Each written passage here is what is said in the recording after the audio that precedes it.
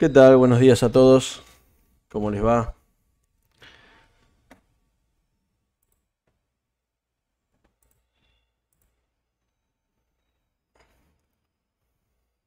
Bueno, ahí les comparto la pantalla.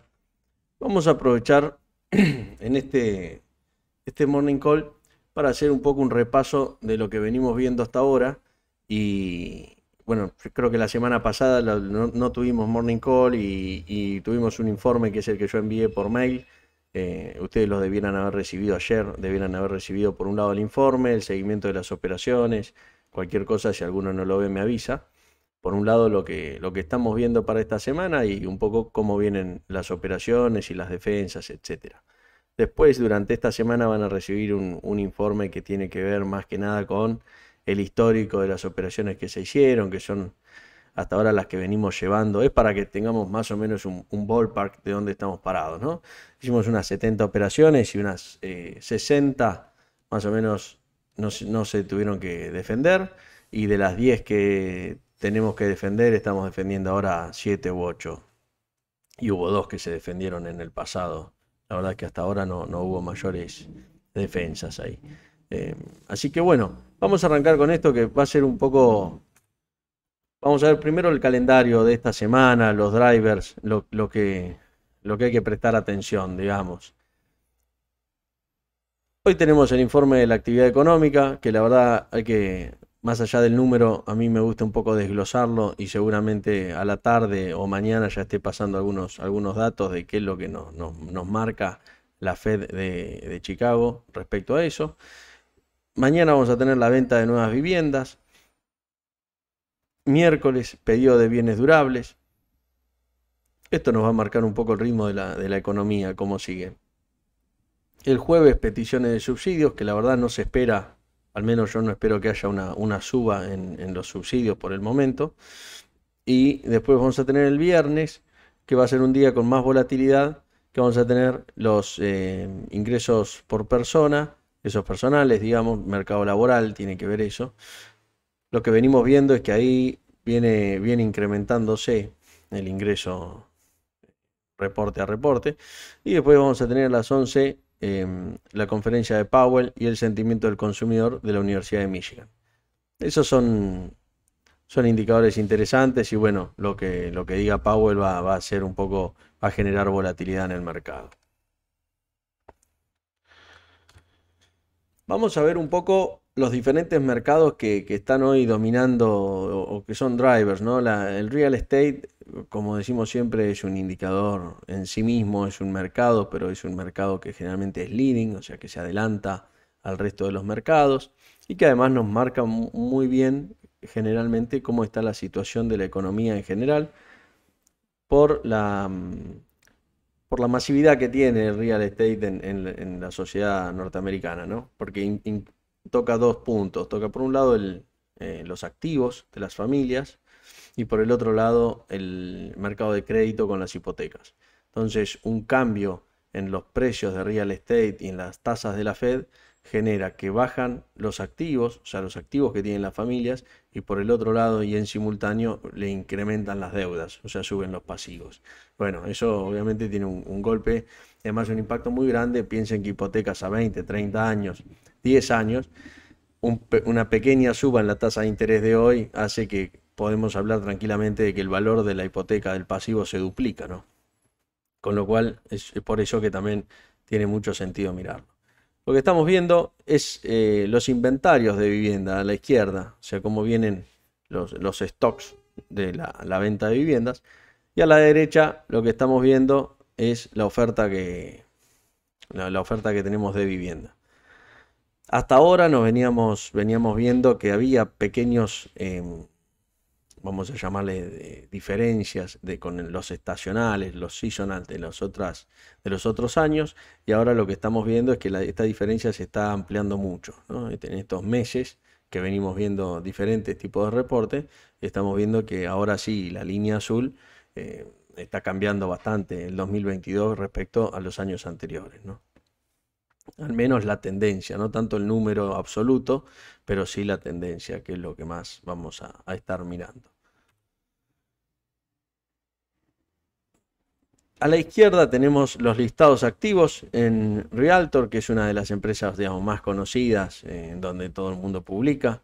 Y acá tenemos los precios, cómo los constructores van reduciendo precios. La reducción de precios tiene que ver con, igual que todo mercado, primero desaparece la demanda y después los precios caen, ¿no? Porque el precio, vamos a asumir que, bueno, ahí hay diferentes puntos de vista en la biblioteca, pero podemos asumir que es lo que la demanda está dispuesto a pagar, ¿no?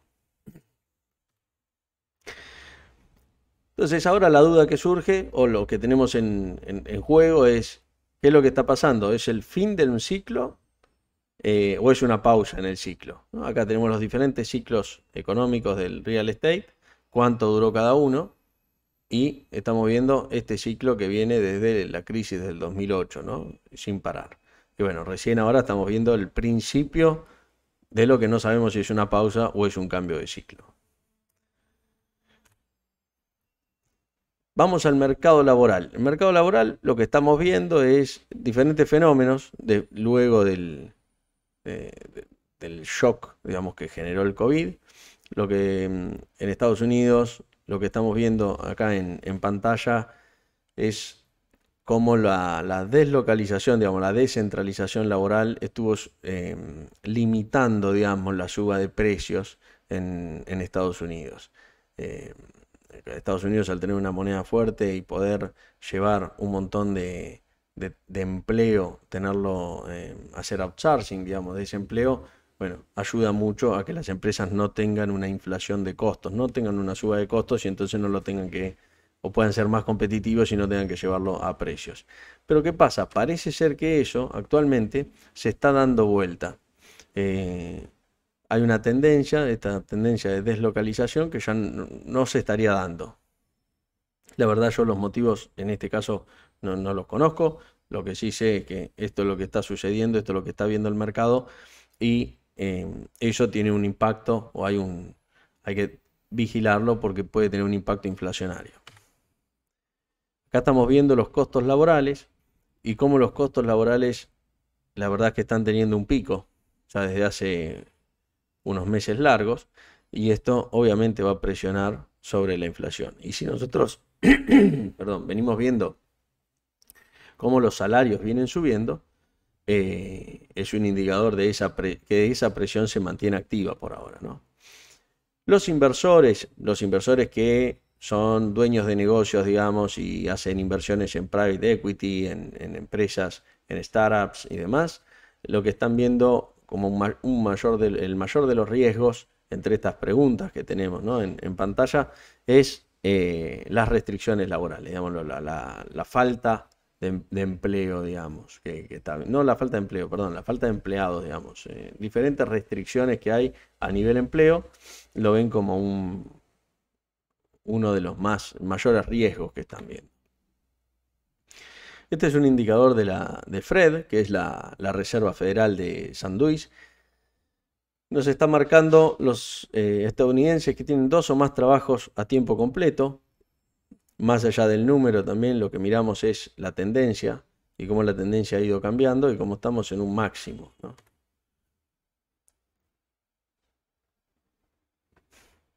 Este indicador o este gráfico, lo que estamos viendo acá es cómo el crédito ha ido subiendo desde el 2021 a esta parte. Y esto lo que nos está mostrando, nos está dando a entender, es que está habiendo problemas financieros y que la gente está empezando a financiar, como vimos en otros gráficos en otro momento, un montón de cuestiones que en otros casos no se financian, ¿no? Esto es como cuando hay créditos que se suelen financiar, una cosa es la compra de una casa, una cosa es la compra de un auto, un leasing, y hay créditos que no se suelen financiar, o sea, el gasto corriente, generalmente la gente cuando está en una buena salud económica no lo financia, uno no financia una cena o una compra en el supermercado si está bien económicamente. Cuando esto empieza a pasar, se empieza a ver que el crédito empieza a subir y eso tarde o temprano explota. Esa es la lectura, es esa.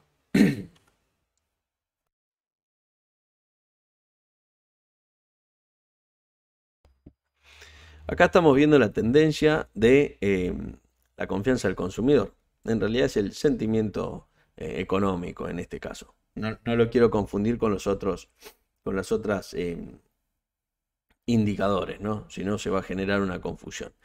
Y acá tenemos las 5 preguntas que se hacen, porque digamos, la confianza del consumidor es un número y es el número que comparamos. Pero dentro de ese número hay ciertas preguntas. Entonces, dependiendo qué encuesta estemos viendo, vamos a tener una u otra pregunta. Y bueno, esto a su vez se podría seguir desglosando. Pero básicamente tenemos trabajos nuevos, la economía de Estados Unidos, compras, finanzas personales y nuevas casas. Y ahí es donde estamos viendo la tendencia de largo plazo, como, bueno, viene bajando, digamos. Acá lo que estamos viendo es la confianza de los CEOs, digamos, de los que están, de los runners de las empresas, ¿no? Los que están corriendo las empresas. También estamos viendo cómo estamos en mínimos. Acá estamos tomando una perspectiva de largo plazo. Obviamente 2008 fue el peor escenario, pero hoy estamos en un escenario que no estábamos desde el 2011-2012. Lo mismo, o esto tiene un correlato en las condiciones comerciales.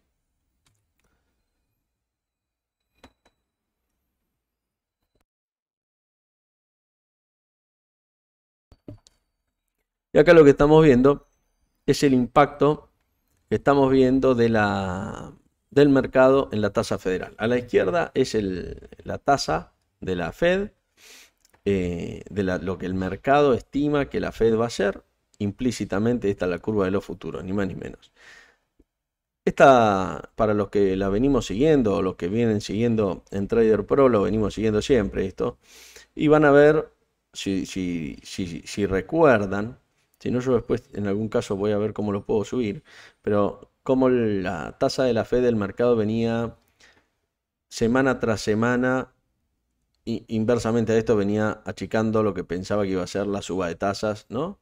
O sea, el mercado que estimaba, hace un tiempo estimaba, creo que había llegado hasta 3, si no me equivoco, hasta 3%, y estimaba que iba a haber una suba menor de tasas y que a su vez iba a haber unos recortes de tasas ya durante el primer semestre del 23.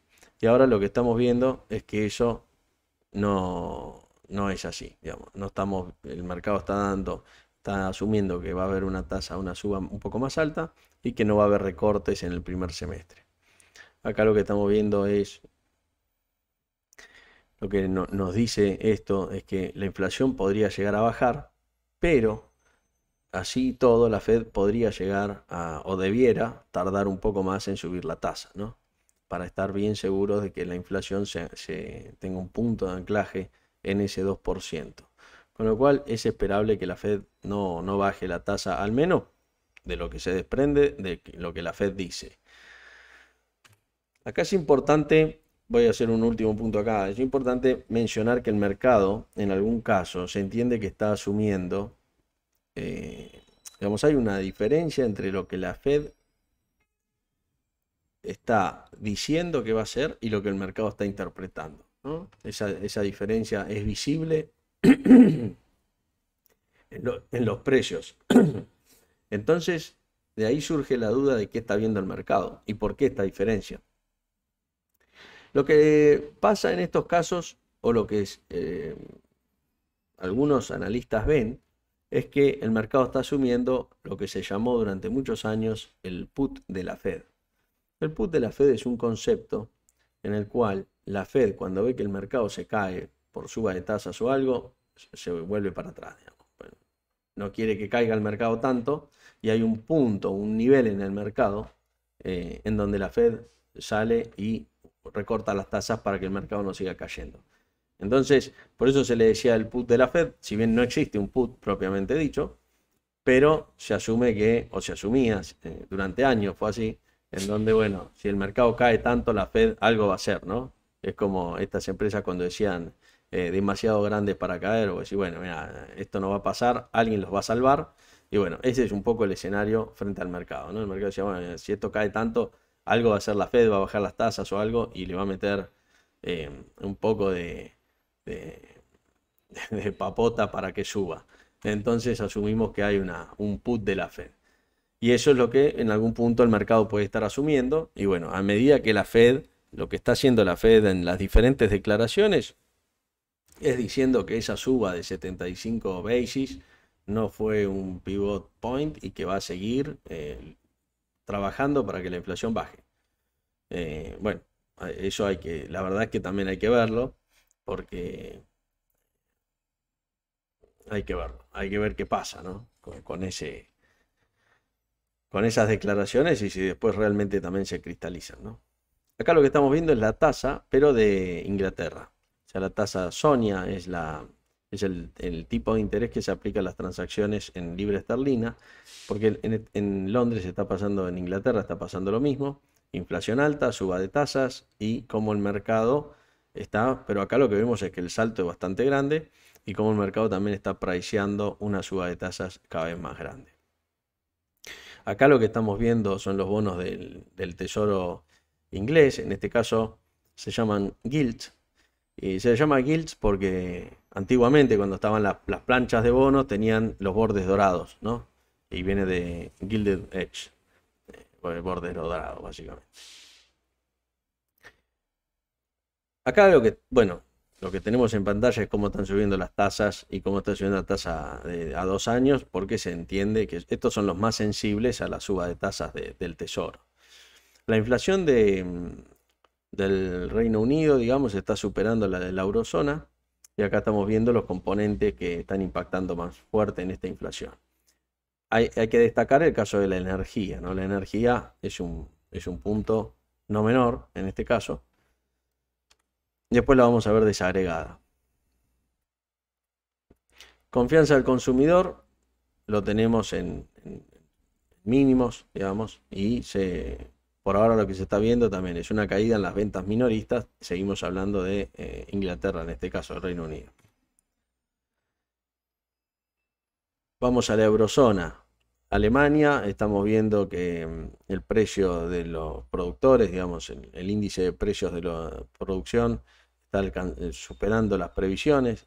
La previsión la superó en un 20%, ¿no? Es destacable eso, del 32 al 37 hay un pifie fuerte, si lo queremos ver así.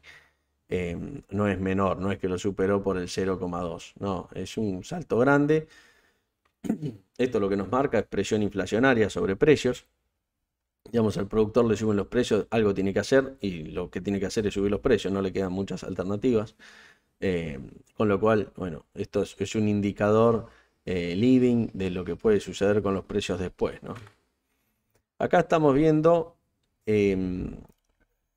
lo que decíamos recién, la inflación y la inflación sin precios de energía. Y acá vemos un spread, un diferencial. O sea, la inflación por un lado está empezando a bajar, si queremos ver sin energía, pero bueno, con energía todavía se mantiene bastante firme. Acá estamos viendo Alemania, diferentes indicadores también. Por un lado el ahorro de gas, que bueno, el target es un 15% y estarían lográndolo. Ahí están, ¿no? La idea es ser menos dependientes del gas ruso, que dicho sea de paso, lo vamos a ver más adelante, pero se cortó la provisión por el momento.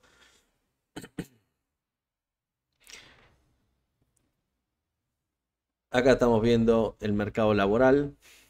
Digamos, lo que está viendo es una falta de empleo también en Alemania. Y los costos laborales en Alemania están reduciendo la competitividad. Lo que está sucediendo es que faltan empleados y entonces los costos también presionan al alza y esto está reduciendo la competitividad de las empresas.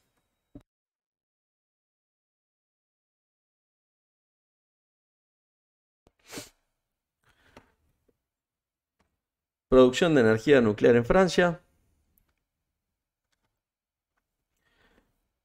Cada vez más baja la producción. Todo lo que es eurozona también está, digamos, dejando de producir lo que es energía nuclear y energías fósiles, ¿no? Van en ese camino. Y la confianza del consumidor en Holanda, el derrumbe fue bastante marcado en este reporte y en el anterior. Fueron dos reportes bastante fuertes para la confianza del consumidor. Bueno, Francia, Holanda y la eurozona, la recesión está ahí, digamos, yo creo que es inevitable, digamos. El gráfico este nos muestra todavía algunas dudas, creo que es inevitable. Cuando vemos que Estados Unidos está entrando en recesión, está en recesión, es inevitable que Europa, me parece, la eurozona entre también. Vamos a ver algo de Asia para terminar de redondear un poco el panorama global. Dólar yen, el dólar se está moviendo al alza, la fortaleza del dólar sigue activa, lo vimos ayer en un video, digamos, el dólar sigue bastante fuerte. Tenemos la balanza comercial de Corea, la verdad marcando mínimos de hace varios años, más de 10 años que no se ven estos mínimos de Corea. Tiene un gran impacto la energía, ¿no? También en Corea. Esto que altera totalmente la balanza comercial. Y esto es un poco también lo que le está pasando a Argentina en otro índole de cosas, ¿no? Si bien nosotros, como Argentina, no es nuestro problema central la energía, pero se nos suma la energía y los precios internacionales a los problemas que ya veníamos teniendo, y entonces es un problema para nada menor, ¿no? Eh, Más bueno, con el problema de la subvención de la energía, con lo cara que el problema que tenemos y encima la subvención, eso genera todo un cóctel que es difícil también, complicado de gestionar. Acá tenemos el won, la moneda coreana, contra el dólar, también en mínimos históricos, ¿no? Y acá tenemos China. El Banco Central de China, ante la baja en la actividad económica de real estate, lo que hizo fue bajar las tasas para empujar un poco el mercado y que no se caiga tanto. Es la primera vez que los préstamos inmobiliarios disminuyen en el último trimestre, ¿no? Hace años que no vemos que los préstamos en este sentido disminuyan. Es una señal. Y en China el dato es que, hoy dato interesante, es que las ganancias industriales están empezando a estabilizarse, parece. No están bajando más, sino que pareciera que encontraron piso. Y bueno, eso va a beneficiar el crecimiento de las ganancias por acciones. ¿Cuánto se puede desacelerar el crecimiento de China? Este es el crecimiento que tuvimos el año pasado y donde se estima que puede llegar a caer en el 2022, ¿no? Se va a mantener por arriba, obviamente no va a haber desaceleración, pero se estima que casi que el 50% de lo que fue en el 21. Mercados emergentes, tenemos el índice de acciones de mercados emergentes que está tocando un soporte respecto a las acciones de Estados Unidos, ¿no? Acá tenemos el criptos, Ether versus Bitcoin. Durante el fin de semana estuvo más débil el Ethereum sobre el Bitcoin. Ahora no sé por qué esto, como está todo el tiempo, lo hice este lo terminé de actualizar hace un par de horas, así que no sé cómo estará ahora. En cuanto a las stablecoins, que son un poco las monedas criptos, pero bastante, digamos, las que el mercado tradicional, si queremos, tiene un poco más de expectativas porque pueden ser una nueva base para transacciones, etcétera, etcétera. Parece que marcó un pico en el 22, por ahora se viene reduciendo, y bueno, vamos a ver cómo eso puede seguir avanzando o cómo se puede cómo puede funcionar, ¿no? Por ahora, el gran problema que están teniendo este tipo de monedas es que, no sé si problema, pero característica, es que la moneda todavía necesita, o sea, no es independiente del esquema tradicional, ¿no? La moneda que era independiente, que era Terra, bueno, desapareció, pero las más confiables son las que atrás tienen dólares. Entonces, en definitiva, es un poco lo mismo. Y hemos visto algunos fallos o algunos, me refiero a fallos de la Corte y demás, que también ponen en duda ciertas características de estas transacciones y de las monedas. Si bien la tecnología hoy no es algo que me parece en discusión, pero sí el dónde va a encajar eso en el escenario global, ¿no? Vamos a ver brevemente el mercado de la energía. Lo que hablábamos de Rusia hace un rato. Básicamente cerró la canilla. dice que está manteniendo los caños y bueno, yo digo los caños, ¿no? Está manteniendo el- la provisión. Es Rusia, es así. Y eso hizo que los futuros suban más de un 10% hasta esta mañana, máximo histórico. Eh, Así que bueno, ahí está eh, los avisos de Rusia eh, ya no tan sutiles, ¿no? Futuros de gas natural en Estados Unidos. Yo lo puse en el informe. Yo lo que puse fue el ETF. El futuro del gas natural es NG.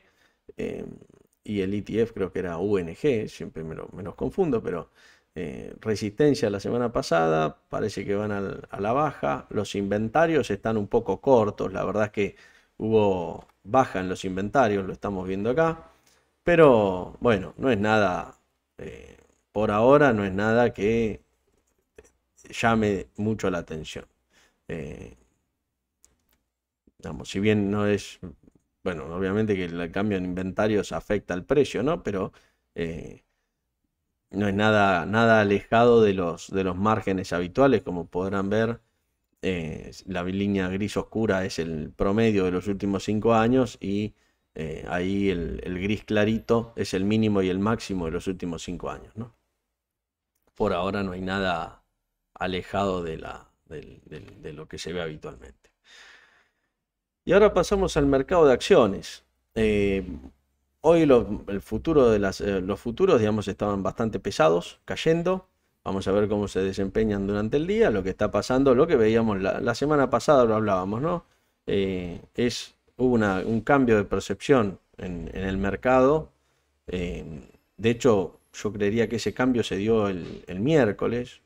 Primero salieron las minutas de la Fed, fue todo optimismo y a lo largo del día fue como, no sé si estamos tan optimistas y esas minutas lo que planteaban o lo que mostraban era la discusión de la Fed interna, en donde se definía un poco que se hablaba un poco más de lo que se viene hablando. La verdad es que no hubo nada nuevo.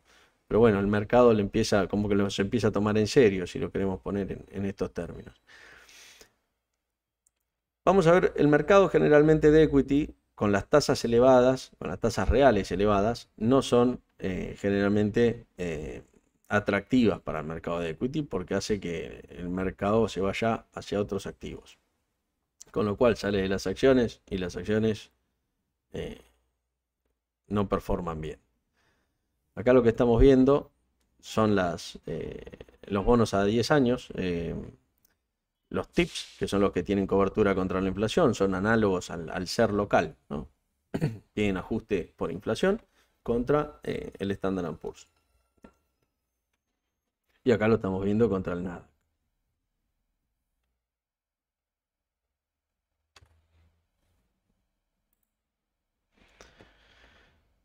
El Standard & Poor's, la media de 200 y el rechazo de la media de 200. Acá nos ponemos un poco, bueno, a algunos sí les gusta más el análisis técnico, a algunos les gusta menos. Yo hago análisis técnico, esto ya me parece un poco más, la verdad, un poco más esotérico, les diría. La media de 200, ojo, me gusta, uno la ve como un indicador, ¿no? Del promedio, ni más ni menos, de los últimos 200 días, pero a veces parece las encuestas de Fabri en el fútbol, ¿no? Metió 2 goles con los botines amarillos, una vez en el 73.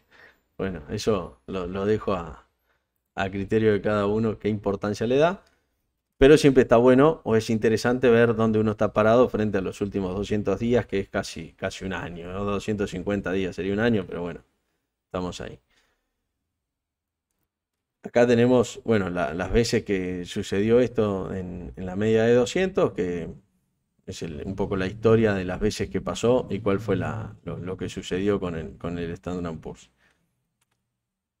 Generalmente hay algo que es verdad, que vaya rompiendo medias, lo que nos está marcando es que el precio frente al promedio son diferentes señales, la de 20, la de 50, la de 200, bueno, te está marcando algo, ¿no? Las secciones de Estados Unidos por ahora vienen ampliando el spread que tienen contra el resto de las acciones mundiales. Esto lo veníamos viendo de una manera hasta julio, diría, no sé si mayo, sí, no me acuerdo exactamente, bueno, acá está en el gráfico. Junio veníamos viéndolo bastante correlacionado y ahí empezamos a ver una separación y una brecha. Estas son cosas que se pueden operar, sí, uno lo puede operar spreads, puede operar uno en largo y otro en corto, etcétera, etcétera. Ahí hay que buscar valor y ver cuáles son los puntos, ¿no? Así como uno opera, por ejemplo, no estoy diciendo que haya que hacerlo, ¿no? Pero quiero decir, así como uno opera el GD contra el AL y dice, bueno, ¿cuál es el ratio entre estos dos? Uno podría decir, bueno, ¿cuál es el ratio histórico? Y ahora está en 20, entonces voy a comprar uno y vender el otro. Sobre todo con la facilidad que tiene en Estados Unidos poder hacer algunas operaciones en ETF, ¿no? Tanto largos como cortas. Acá lo que estamos viendo es, también lo veíamos la semana pasada, ahora lo estamos viendo todo en su conjunto, cómo los fondos están apalancados, o los fondos apalancados, digamos, están aumentando coberturas a través del mercado de futuros, recortando la exposición alcista al mercado. El consenso de las ganancias, decíamos que viene en líneas generales bajistas, o sea, hay un consenso de que la ganancia de las empresas va a ser menor y en algunos casos lo estamos viendo y en otros casos quizás de algunas tecnológicas no tanto, pero en general en el Standard & Poor's estamos viendo eso. Y acá estamos viendo la progresión entre el 22 y el 23, lo que se espera. Lo que se está viendo este año y lo que se espera para el año que viene, ¿no? Con lo cual esto es un indicador de que, bueno, el mercado va a castigar a las empresas, ¿no? Al equity. El punto siempre es cuándo y hasta dónde, ¿no? A eso es lo que tenemos que ver después a la hora de operar. Y acá algunos indicadores también más de social media, que es, bueno, que van a ver que hay algunos indicadores, siempre se van probando también nuevas cosas, ¿no? Pero cuando aparecen menciones en Reddit, generalmente que es un foro, ¿no? Es un foro, creo que de los pocos foros que subsisten de la vieja escuela, digamos, así, tipo foro, ni más ni menos que eso. Bueno, eso nos marca un poco la temperatura del retail, ¿no? Twitter, Reddit, etcétera, etcétera, y las veces que se nombra una empresa, digamos, ya empieza a haber una ingeniería sobre esos indicadores que nos marcan qué está haciendo el retail, qué está haciendo Siempre lo que se busca un poco es eso, es entender qué está haciendo el retail y entender qué está haciendo el institucional y dónde está el flujo, qué está pasando con el flujo, ¿no? Como decía recién, ¿qué están haciendo los minoristas? Bueno, hoy por hoy siguen comprando acciones, parece ser.